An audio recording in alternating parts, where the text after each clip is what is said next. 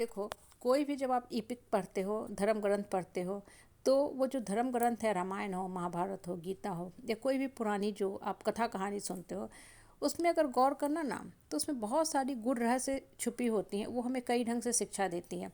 वो डिपेंड करता है कि आदमी उस ग्रंथ को पढ़ के किस ढंग से उसके कंटेंट को समझता है और किस ढंग से लाइफ में इम्प्लीमेंट करता है। आप रामायण की ही बात करोगे ना, तो देखो, एक आदमी जो होता है ना, किसी के सर पे बैठता है, ठीक है, और पूरे परिवार को बर्बाद करके छोड़ता है। रामायण जो था, वहाँ पे मंथरा जो थी वो दासी बन के आई और वो कैकेयी के सर पे बैठ गए, और इस कैकेयी ने मिलके पूरे जो राजवंश था, चारों भाइयों का जो परिवार था, बहुत अच्छा हंसी खुशी से भरा हुआ परिवार था, बिखरता चला गया। 14 साल के लिए श्री राम जो थे वनवास पे चले गए। उनके वनवास पे जाते ही क्या हुआ, राजा जो थे दशरथ वो ख़त्म हो गए। लक्ष्मण जी अपनी माँ जो थी सुमित्रा से बिखर गए, अलग हो गए। अपनी पत्नी उर्मिला से 14 साल के लिए दूर हो गए। इधर भरत जी जो थे वो कुटिया में रहना शुरू कर दिए, अपनी पत्नी मांडवी से अलग हो गए। मतलब पूरा जो रघुकुल था ना, वहाँ बिखराव शुरू हो गया। चारों के चारों जो भाई थे बिखर गए।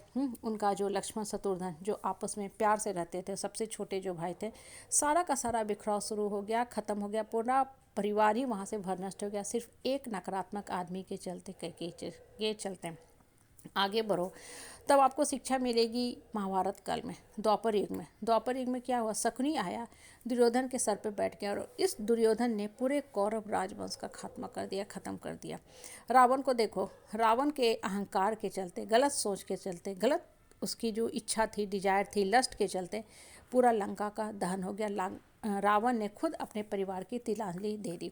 अब गौर करो, ये जो बातें हैं ना, वो क्या बताती है कि जिस समाज परिवार परिवेश में आप रहते हो ना, हर घर में देखोगे एक ऐसे नकारात्मक आदमी होते हैं जो पूरे घर को तबाह तबाह किए रहते हैं। और ऐसा आदमी जो होता है ना, दिन भर सिर्फ और सिर्फ नकारात्मक बातें बोलेगा, डोमिनेटिंग नेचर का होगा, कंट्रोलिंग नेचर का होगा, हाइपर कंट्रोलिंग नेचर का होगा, नार्किसिस्टिक प्रवृत्ति का होगा, और सबको परेशान करता रहेगा। पूरा परिवार एक आदमी के चलते तबाह हो जाती है।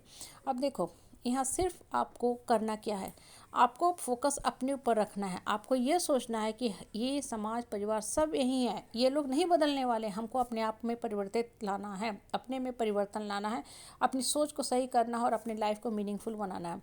होता क्या है ना कि आप मौन रह के, सहनशील रह के सब कुछ बर्दाश्त करते रहते हो, तो जितना जो गलत करते हैं ना, उन लोगों का मन और बढ़ना शुरू होता है। इसलिए भलाई इसी में है, अच्छाई इसी में है कि जब लोगों को आप देख लेते हो मंशा, इंटेंशन की, उस आदमी की जो मंशा है, इंटेंशन है, दिमाग में कैसे कैसे थॉट्स और विचार चल रहे, कैसे कैसे वो एक्शन कर रहा है, बिहेव कर रहा है, उसी क्षण में सचेत हो जाओ। उस आदमी को देर और देर रोकना सीखो। नहीं तो होगा क्या ना कि ऐसा आदमी सबसे पहले परिवार के लोगों को बर्बाद करता है और अंत में अपने भी गड्ढा में डूब जाता है, नर्क में गिर जाता है। लेकिन आपका काम अपने जीवन को बर्बाद करना नहीं है। आप एक चीज़ हमेशा मान के चलो कि धरती पे आप आए हो ना, तो भगवान आपके लिए एक कोडिंग तैयार करके भेजा है।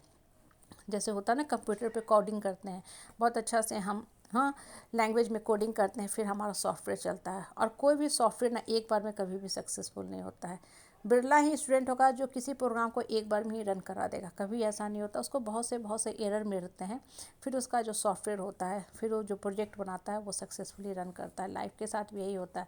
भगवान ऊपर से कोडिंग करके भेजा है, उस कोडिंग को आपको अपने लाइफ में इम्प्लीमेंट करना है, अपने लाइफ में आगे ला करके आपको जीवन को आगे लेके चलना है। लेकिन आपको लाइफ में एरर मिलेगा ही मिलेगा, आप में त्रुटियाँ आएंगी ही आएंगी, कमियाँ आएंगी ही आएंगी, दोष आएंगे ही आएंगे, ये नकारात्मक प्रवृत्ति के लोग आपके सामने आएंगे ही आएंगे। लेकिन आपको अपने आप के ऊपर बार बार टेस्टिंग करते चलना है। लोगों को इतनी शक्ति नहीं देना है कि लोग आपके ऊपर चढ़ के रहें। होता है ना, जब हम प्रोग्रामिंग करते हैं कंप्यूटर पे, बहुत सा एरर आता है।